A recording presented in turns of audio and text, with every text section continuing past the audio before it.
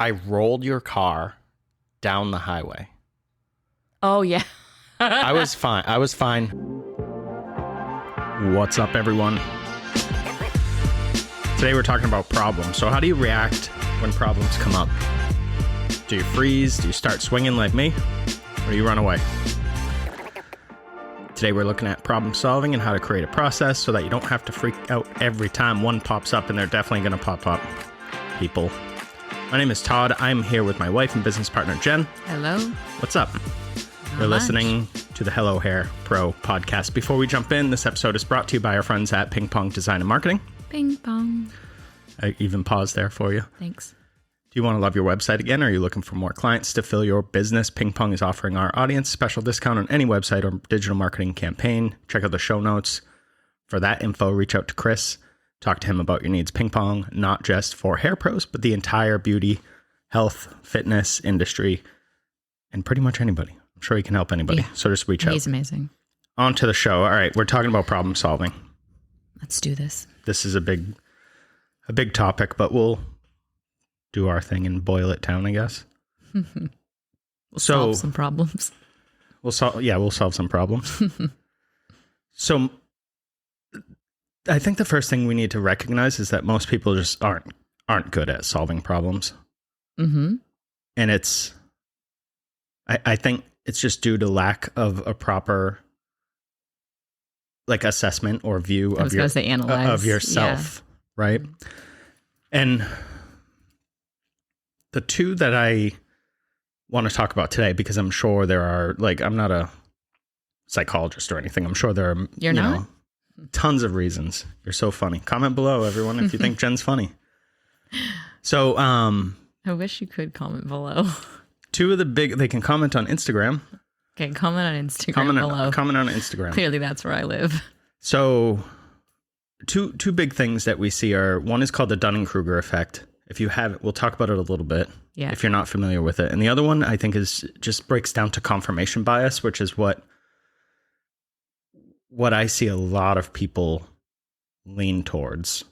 So they just they'll find a potential solution that they want or they prefer. Mm-hmm. Something that makes them right, for example. Yep. Mm-hmm. Something that we want the outcome to be.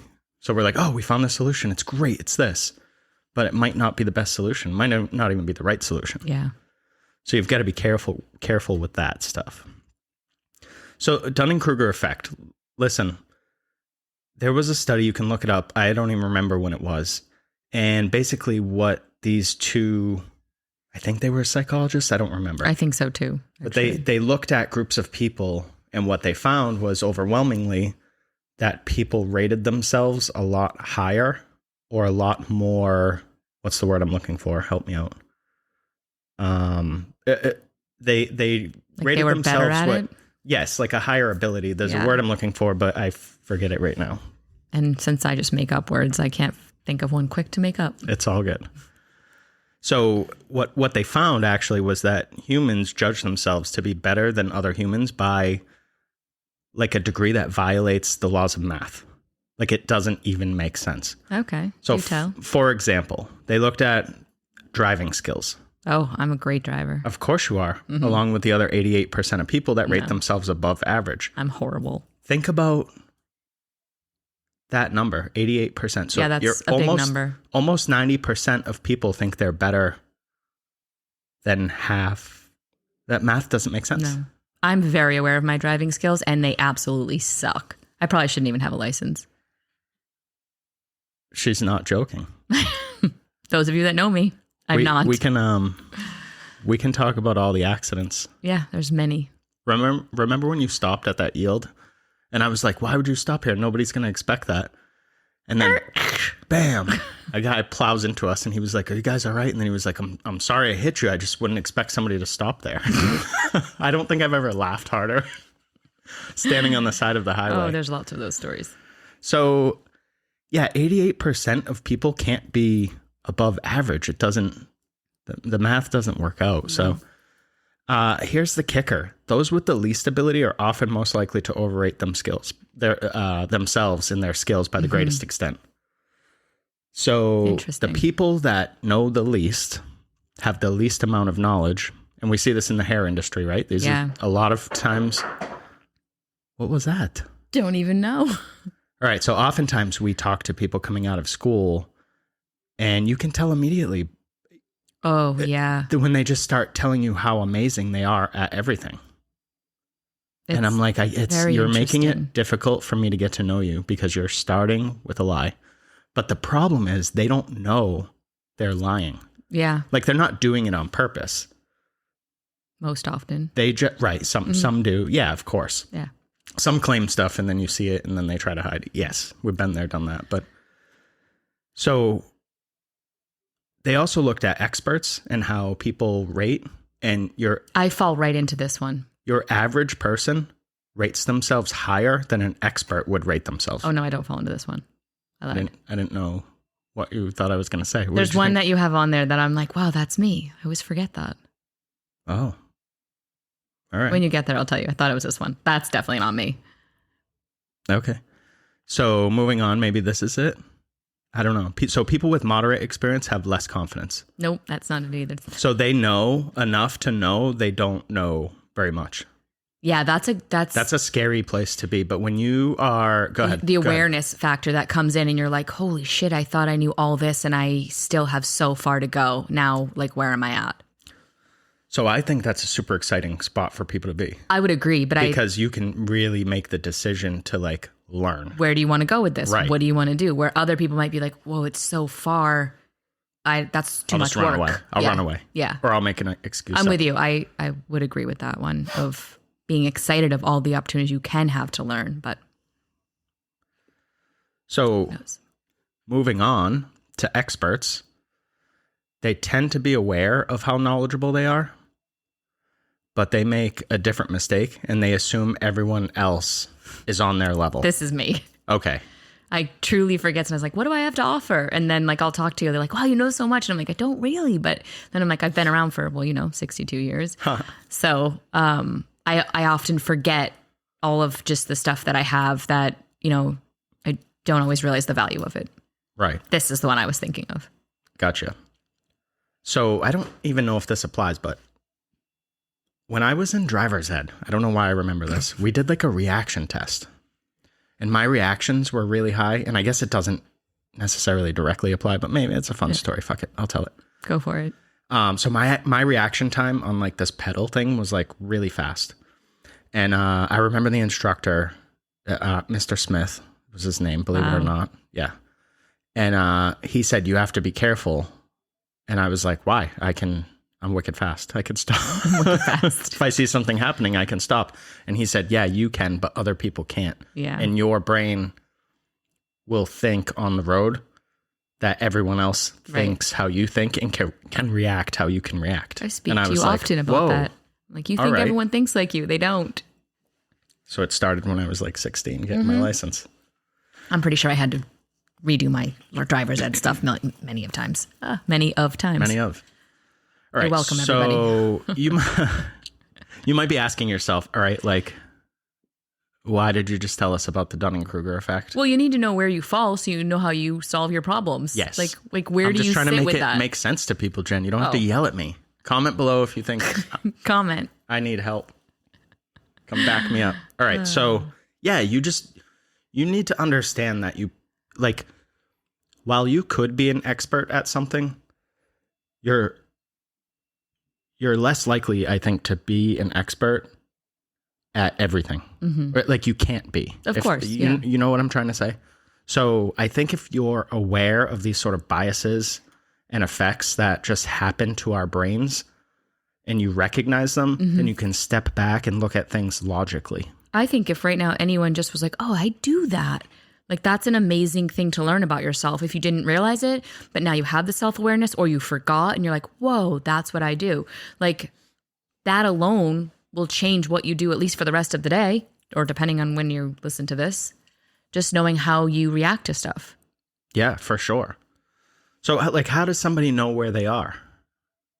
Do you have anything? I have some notes on this.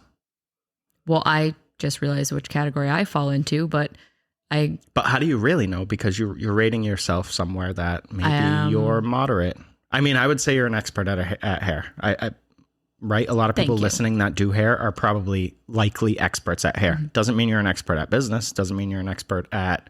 True. I'm only speaking hair related things. Right. Yes. And it doesn't even mean you're an expert at, and this is a bad example for you, but teaching hair. So like that's a different set of skills. Right. And I tend to be, for me personally, I'm completely honest. I never want to oversell myself. Personally was an extra word that you didn't need. Whatever. You said me. Me personally. Me personally. Me, personally. Maybe it's a semicolon. I don't know. Where's my Grammarly? I'm done picking on you. Go ahead. No, you're not, but that's fine. So I like to, I guess, always go in and speak the truth. And I probably undersell myself most often than oversell, because I don't want to say I'm going to do all these things and then somehow I don't deliver, I guess. But I don't think I'm majority then. Sure. On that.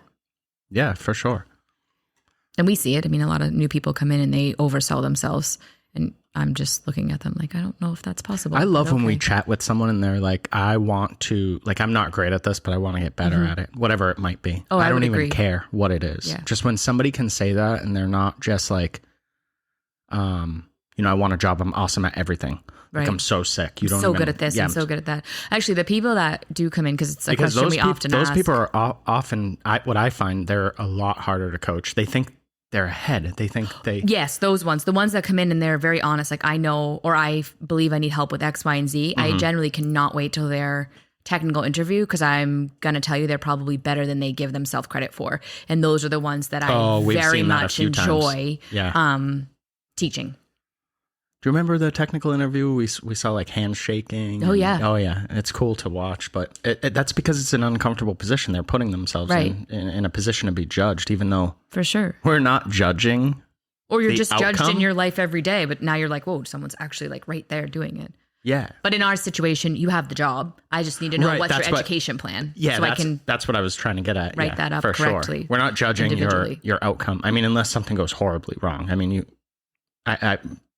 whatever. I can't even come up with an example, but if you do something on purpose, that's wrong. I mean, yeah, that would be a see you later. There's but one I can think of that went real bad, but now we do it differently. So that's why we do. All right. So how do you know where you're at? So if you have, tell us, Todd, if how you do have we know? the fucking guts, you could ask people. Yeah. I like that. I will talk to, I have a friend that I talk to quite often about business and things like that. And sometimes I'll just ask him, like, what do you think I should do? Like, where am I at? And most of the time, you just need like the cosigner.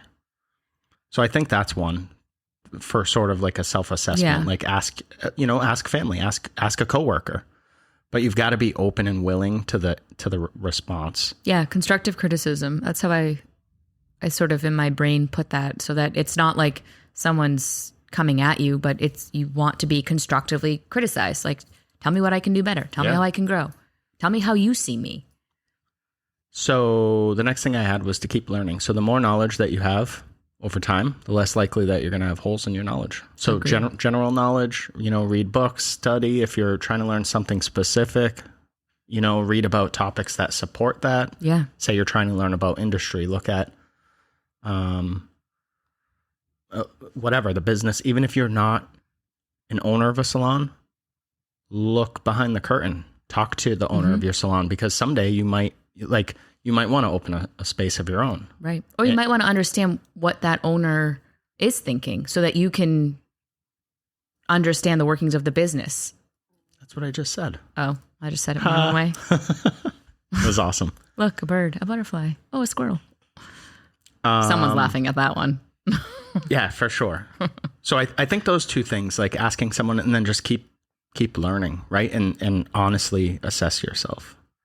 So let's dive into problem solving. At the end, we'll give you like a 6-step problem solving sort of template. Super cool. And you can, it's not really a template because, I don't know. It's just a way to think about problems logically. Yeah. So you can make it your own. One thing I do want to point out is that humans, I was reading about this earlier, actually, we tend to add complexity to problems. So there, I don't know if it was Harvard. Someone did a study where they showed them an image and they said, we want this image to be symmetrical. And so it was like a bunch of colored, squares in a pattern. And the pattern in the center was all set. You didn't need to do anything. And then on the outside, there were on the outside top left corner, there were 4 colored in squares. And the other corners were white. So you had 1 corner with blue and 3 corners with white. Okay. All right. So the majority of people filled in all the other corners with blue. So they added complexity to the problem rather than just change the 4 little blue squares to white. Right. So they ended up with more work. Yeah. Now, that's a super silly example, but it gives a lot of insight into how our brains work, how we're wired. I see that often where I'm always like, make it more simple. Why are you trying to do all these things? Even just with like hair consultations. I'm like, why? Someone comes in with whatever is the color problem and they have 3 different issues. I'm like, I'll say it to the staff often, which one are you solving today? Because you're not going to hit all 3. You're not going to hit them all well. So let's pick one of what this person wants and we can solve that one today. And then the next 2 appointments, we can attack the other ones. But it's like you look at it, want to do the whole thing and you just can't. For sure. Yeah, adding complexity, right? Because that person is probably, like, if you just tell them, they just to lay it out. This is what we're going to do today, and then next time I can do this for you. They're looking forward to there's so many good things out of that, but we'll have to do a consultation episode. I don't think we've ever done one. No, that'd be fun. All right, so what's the next thing? So another thing that I want to point out is that we have to improve, and when I say we, I just mean humans in general, people. We have to improve on recognizing that we actually have a problem before we start attempting to solve it. I see that a lot, and I used to fall into that trap, and it gave me anxiety. Right? So, for example, if you have no control over something whatsoever, then you need to recognize that that is not a problem. Right. You have no control over it and move on because it's going to save you time, money, heartache, anxiety. That's whatever. Usually where you'll tell me, like, feel what you have to feel and then get to the other side. Like, you got to get through it for sure. Sometimes, but there's nothing to solve. There's nothing you can do currently or at all about it. But, take it all in, learn from it, grow from it, and get over it. Yeah, sometimes you just have to get over stuff. Like sometimes something comes up and it doesn't matter. Yeah, it's a really great piece of advice because often that is the solution. Like there really is nothing you can do about it. And dwelling for too long is not good, but just feel what you got to feel, grow, learn, move on. I'll give you a fun example because we were just talking about it recently. So the building we're in, you get a text, I think at like 7 a.m., 8 a.m. in the morning. And it's like, hey, power's out in the building. Should be back on by tomorrow. Yeah, 8 because we opened at 9. It was 8, yes. So we have... I just got the kids. So we have approximately, 10 minutes before we have to contact people because people are driving. We have staff driving from, 30, 40 minutes away, all this stuff. So first order of business is to be pissed off, right? Because you think somehow that's going to help. And it's like, I'm going to reach out to the landlord or I'm going to do this. None of those things are going to solve anything though. So what we had to do was just manage what we could, which was trying to take care of our clients the best we could, trying to take care of our team the best we could and give everyone enough heads up notice so they weren't driving from all over for no reason. Right. And that was the problem we could solve. Yes. But no amount of yelling or arguing or doing anything was going to get the power back on any sooner. Nope, I made that phone call after. Yeah, you still want to express. Look, I'm not saying don't express displeasure. But yeah, we problem solved for our business first, for our staff first, and actually made the best out of it. And then I dealt with the problem at hand. Right, and that's obviously that's inappropriate. Like if you're a landlord shutting your power off in the middle of a day, with no notice, even that's not cool. But it was what it was. We figured it out. We did. So that was a fun little story there. All right, so let's move on. What are some like habits that we can work on or develop to be better at problem solving? I would say learning to pause. The pause is a big one, and I don't have that anywhere in my notes. Good work. I'm here for it. It's because it's probably the one I work on the most. So tell us about it. Why pause? So a problem comes up. Because if you just react to a problem, it's generally not going to be really anything good coming out of it. Well, reacting isn't solving anything. So it used to happen to me often. Like staff would come to me with certain things and I would just react at them. And now it's like, all right, let me think about it. Take a pause. Take it in. Let me hear what you got to say. And I'll get back to you. But I used to think I needed to like solve that on the fly, like right then and there. Like they're coming to me, I need to give them an answer because probably from what we talked about in the beginning, I wanted to be more confident or look more like an owner than I was, or I felt like there was something that I had to do right then and there, or maybe there was a flaw in my business. Where now I don't want to do that ever. I want to take a pause and really be more intelligent in my response and give the best response I can to whatever they're going through and have a really thought out process with that, which the pause is important, or I can't do that. The pause is great. And the pause is to acknowledge your reactivity. Mm-hmm. So for people that are like, what the hell is this pause? So we all have, like in the beginning of the podcast, I asked if you, like if you freeze or if you start swinging like me, that's fighting, mm-hmm. or if you run away, mm-hmm. right? And that's your reactive system. Everyone has that. You probably have some combination. You're heavy on one. When you recognize how you react and then take that pause, then you can take a proactive approach, right, when a problem comes up. So that's what Jen is talking about there. If people are like, what the hell is this pause? They say it all the time. I paused at a red light. Pausing is didn't important. Change green any faster. One of my bracelets, and most of you, if any of you know me, I have like 38 bracelets. One says pause, just to remind me to pause. All right. That's pretty cool. Fun fact. So I think one of the habits we can get into is solving small problems frequently. And I'm not saying create problems, but look at things in your business or things in your employment, whatever. Look at things and see if you can fix them. Again, don't create problems to fix, right? But see if you can simplify something. That's problem solving. Yes. And I think when you start getting in the habit of that, when those larger problems come up, and they're going to, they are going to come up. If you haven't had one in a while, you're probably in for a doozy. Yeah. A doozy? Do people say that anymore? Well, you do. So yeah, someone must. Comment below. Do you say doozy? Hate you. So I think when you just are in that, when you practice it, when you practice anything, you get better at it, right? Absolutely. So that shouldn't even be need. That shouldn't even. I'm rubbing off on you. Yeah. My brain just paused. Wow. So I shouldn't even have to say that. But I think when you get into like problem solving and being strategic with things, you really have to sort of shift your mindset to thinking. I always will ask, like when someone comes with a problem, like, what's the solution? Like, what do you see? Because my solution may be different than theirs, but it's great to see the mindset on that too. Mm. Yeah, we ask those sort of mindset questions in our chat interview process. All right, so the next thing I would say to people is, because generally the simplest solution is where you should start. Yep. So I would ask yourself, like, have we already dealt with this? Right. Like, has this problem come up before?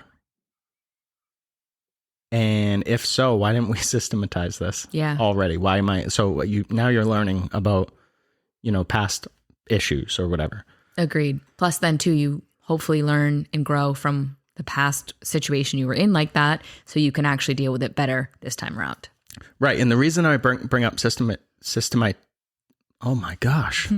Systematizing. Yes. The reason I bring up the systems is because if say you're a salon owner or any owner, and you're like, wow, the staff keeps coming to me with the same problem over and over again. What's happening? Well, you didn't create an effective solution, which would be a system. And the sooner you do that, the easier so that everyone it is. knows what to do. Yes.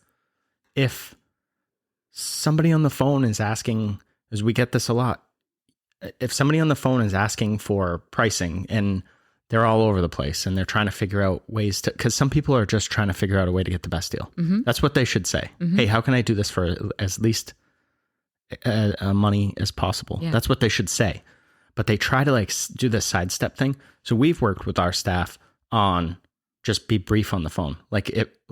Don't be rude. Obviously, it's not what I'm saying, but like least amount of information, shortest time. Get the price starts at this, goes to here. Yes. You're probably looking at, a 3-hour service. It ranges depending on who you book with. It's this to this. Yeah. Or just book a consultation, bring the person in. You can even do a virtual consultation. So we've provided these solutions to people so that they can get off the phone and do other more fun stuff. Because who wants to sit on the phone? But it happens. It does. So the next thing is, solve the smallest parts of big problems first. If you can. Right? So it might not work in every situation. Obviously, if your house is on fire, you're not going to be like, great example. Damn, if I didn't leave that plugged in, I'll go unplug that. Like that's probably not relevant at that point. Learn that for your next house. But you get what I'm saying. Yeah, I learned that for your next house. Jeez, what a terrible thing to even say. Seriously? I'm the worst. I'm fired. Yeah. All right. Is it a full moon? Just kidding. All right. So the next thing I want to bring up is your attitude. Oh, that's a so you've good got to check your attitude when it comes to this stuff and avoid focusing on the negative and just start creating solutions as like from the jump. You find something out, do your pause, feel your whatever, feel your feels, and then get to work. Yeah. Don't just sit there. I think that's great advice. Yeah. Because dwelling does nothing good for anybody. And if someone did something wrong, like figuring out like who did what, it's irrelevant at that point, right? If somebody was malicious or they really did something awful to your business or whatever, like, yeah, that's relevant. But when you're problem solving or like, for example, you have to take care of a client, you can deal with the staff member after. Yeah, you're in the driver's seat. How do you want to handle it? So yeah, just check your attitude and just, you've got to stay positive. Which is probably the hardest thing to do because it's removing yourself emotionally, right? And that is a difficult space to be in when there's a problem at hand. It's your reactivity starts, like Todd was talking about. That's where I have to pause and you have to literally take yourself out of the equation. Most often it's probably not even really directed at you or has much to do with you. So try to like be as neutral on that as you can, I guess. For sure. So who did what is irrelevant. So deal with that stuff after. I have here in my notes to get everything in caps on paper. So I do this with we've done this with some of the mentoring clients we have. I've done this with staff in the past. Just sometimes sitting down with a notebook and just doing like a brain dump or writing down everything that comes into your mind. I did this recently with one client who's working on a lot of stuff. And I said, here's what I want you to do. I want you to write down. Don't even put it in lists. Grab a piece of paper. It'd be better if it didn't even have lines on it. And just start writing anything that comes into your mind. Then we're going to do a little break so that you can have a fresh set of eyes. And we're going to look at it and we're going to group those things together. And then that's how we'll start to see where we need to focus and what we need to focus on. Yeah, that's cool. Plus, you always want to have information. So all of that stuff goes towards maybe your business plan, for example. So having the information, having data it's never going to hurt. Right. Oh yeah, for sure. So you go into a bank, they're going to want to see a business plan. You can't just be like, oh, it's in my head. Oh, cool. Here's 150 grand. Great. Oh, it's in your head? Oh, it's real good. I'm going to love it. Oh, here's 300 grand. Like, that's not how it works. But if you have the data and the information, and don't just rely on emotions. I really do think you need both. I've learned that from past mentors. Some people are too on the emotional side. Some people are too on the data side. And I really think that if you have both and you can figure both out and not view one as more important than the other, because in my mind, they're equal. Yeah. It's how our brains are wired. Some people, yes, are more analytical and some people would be more creative and emotional and whatever. I don't care. You need both. I would agree. You have to. Absolutely not. You guys should see the notebook I walk around with, by the way, just to keep all my thoughts organized. It's pretty cool. It's like a trapper keeper notebook. Cool. It's so cool. I'd put it in the show notes, but I'm pretty sure it's just on Amazon. It's not anything. We can put it in the show notes if anybody wants my notebook. Speaking of show notes, don't forget to jump in there and get on our mailing list. Yeah. Send out a weekly email, and it's pretty cool. All right, so let's talk about a problem-solving strategy. I love this. Everyone needs this. Listen up. So we've got get your notebook. We've got 6 steps. So I'm kind of lying. There's like a bonus step at the end. So it's really like 7 steps.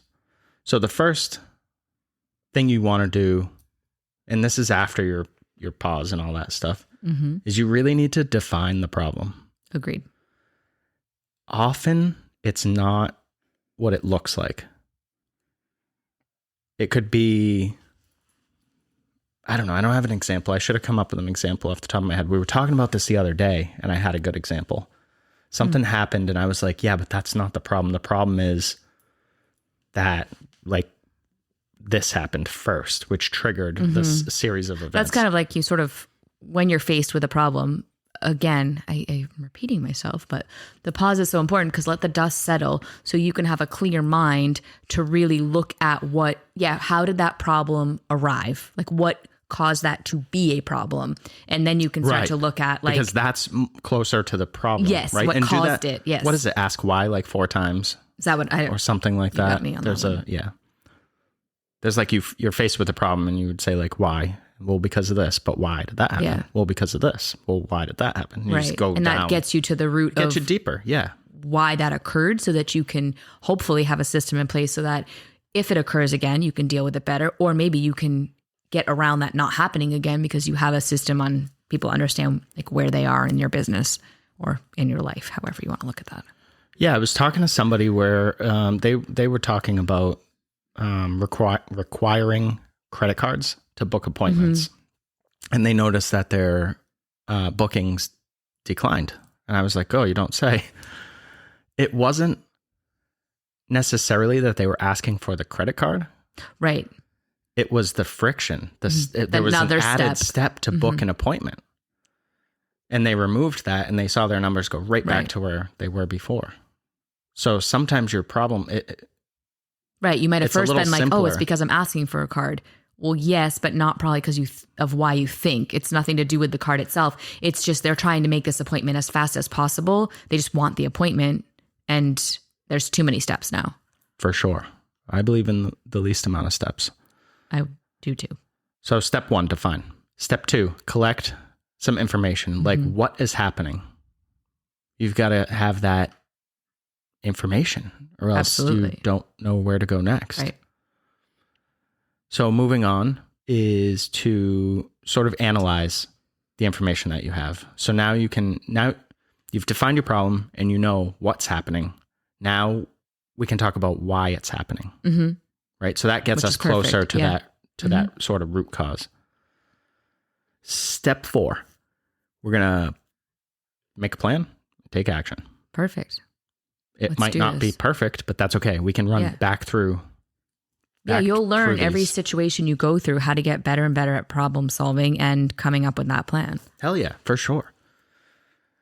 So step 5 is to evaluate. And all that means is, did it work or do we still have a problem? Because if it worked, great, move on to steps, where are we, 6? So step 6 is standardize. So what we're talking about there is, systematize. So make it simple for others. Make it simple for your team. If it's something that involves clients, make it simple for them. Don't overcomplicate stuff. And then add it to your playbook. That's our employee handbook. We call it a playbook. Because it's fun. It's more fun. It's just an employee handbook. It's just an employee handbook. But yeah, add it in there so that your staff knows what to do in that problem when that comes up, because odds are it's going to repeat. Well, and it'll make whatever situation you're in your life easier, because if you have a system in place, you don't feel like you're a broken record all the time. Keep going back over and over, right? You've got it in place. So it's either easy for you to shoot out the email, whatever you need to do, but it's a simpler task as you systematize it. Well, and when you create systems too, you don't have to recreate the wheel. Yeah. That's what you used to say all the time. You have to trust, you set your team up for success if you're a business owner, and then you trust them to execute. So a lot of the answers are we've already said them. We've written them down. We've told them.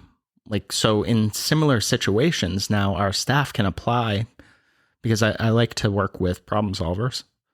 Our staff can apply our way of thinking with our business, and everyone knows our core values and all that stuff, to a range of problems that are similar. So they can problem solve on their own, which is a great place to be. So let's run through those one more time. So you're going to define your problem. This is step 1. Step 2 is going to be what is happening. So you're going to collect some information, right? Figure your stuff out. Step 3 is analyze. So we're asking why this is happening. 4 is to create a plan and take action. Do that,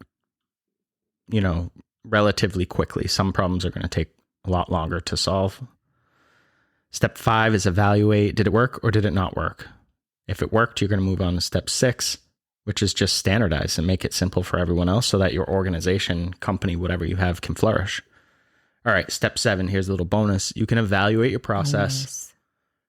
Bonus tip, pro tip, ding, ding. You can evaluate your process from steps 1 through 6 and take everything you can.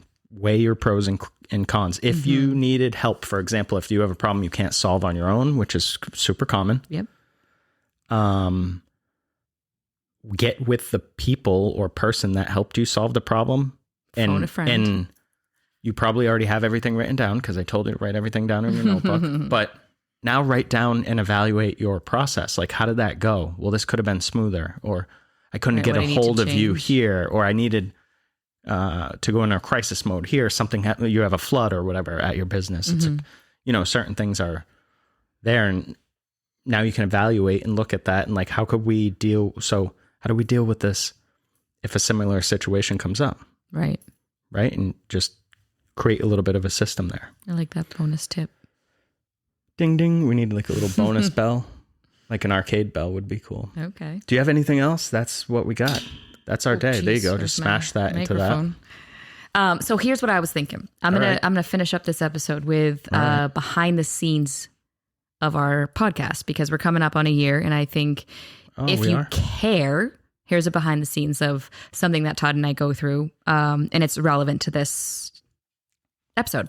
So you talked about a brain dump, and when we started the podcast, however many episodes ago, we literally did exactly what Todd said. Clean piece of paper, all these ideas, like just rapid fire, throw them all on there. And then we knew eventually we would get them into different categories, and then coming up on shows could individually make notes and collaborate before the show starts on what we're doing. Why am I telling you this? Well, because some people actually want to know the process of how we do our podcast. But because today when we went to record, I'm like, I don't even know what our topic is today. What is our topic? And this is where you'll get a little bit of insight on our relationship. So Todd's like, now I write the topic at the top, and then I find my notes to like go with the topic. So he's like, it's how to find ratio expenditures for your business. And I'm writing it down. I was literally just saying fucking words. And I looked at him anything. And he's like, do you want to look at my notes? And I'm like, I don't even know what this fucking topic means. Yeah. Like, what the fuck? You just like throwing me out there. And he's like, I'm kidding. What did I even say? Now, I literally wrote it down, but I'm like... What did I say? Ratio expenditures? How to find ratio expenditures. What does that mean? I don't know. But for a moment, I was like, okay, yeah, I got this. And I'm like, I don't know what you're talking about. And he's like, I'm just fucking with you. But in life, that's happened before, where Todd will like tell me a story and he doesn't tell me he's kidding, and I'm repeating his story as if it's actually factual. And we've been out before, and he's like, Jen, stop talking, that's not real, I forgot to say I'm kidding. And I'm like, oh shit. So anyway, there's a little behind the scenes tip as how this started. And I was like, I don't have any notes on this topic, but the topic was not real. It was problem solving. Back in the day when we were in our early 20s, I used to do this so much that one time, fun little story for you guys if you don't know, I rolled your car down the highway. Oh, yeah. I was fine. No other cars got hurt, got hit. No, nothing was involved. No drugs or alcohol. The state police said that it looked like I had hit literally like a bunch of sand that happened to be on the road. This was like, I think in like July or August, like 3 p.m. on a sunny, clear day. No, not even weather. So the car rolls down the highway into the trees, right? It was really weird, like slow motion sort of thing. All that stuff like takes over. But anyways, I used to tell Jen so many stories because it was funny to me that when I called her, she didn't believe me. You went to get the car. And I'm like, Jen, the car, last I saw it, was being pushed by firefighters onto the floor, back on, because when it landed on its side. So I popped out of the door like one of those arcade games when you hit the groundhog. Yeah. Right? Like I opened that and hopped out. Then I got back in. I don't know why. Probably because you had my phone. Oh. And then a doctor or a nurse or somebody pulled over, and this was before ambulance and all that were there. And they were like, get down. And I was like, why would I get down? And I started walking up the highway because you're in shock, right? Yeah. But anyway, so the car was totaled, obviously. It rolled down the highway and landed in the trees. But yeah, Jen drove over there. Your sister got to me at the hospital. I'm on this stretcher because they strap you to like that board. Yeah. I was fine. But yeah, that's what telling stories get you. So Yep, it sure does. So hopefully you enjoyed that fun. Those 2 fun stories. Couple fun stories to close out. So definitely Get on our mailing list. Check out Ping Pong. And we appreciate all the support. You guys are great. Yeah. And we love the feedback. So It's been amazing. So reach out. that's why we keep doing it. Yes, very fun. All right, we'll talk soon. Have a great day. Bye.